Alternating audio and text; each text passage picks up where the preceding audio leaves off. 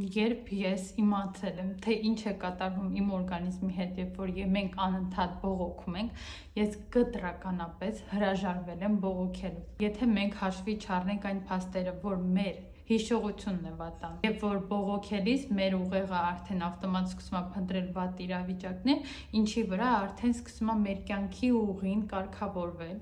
նաև արտադրվում է մեր օրգանիզմում ստրես, երբ որ մենք բողոքում ենք։ Իսկ ստրեսի ժամանակ մեր օրգանիզմը արտադրում է կորտիզոլ հորմոնը, ինչի պատճառով մեր մոտ առաջանում են բզուկներ, այտուցներ, տգեղ արտաքին տեսք ու այն, ինչից մենք անդադ ուզում ենք դիետաներով եւ այլ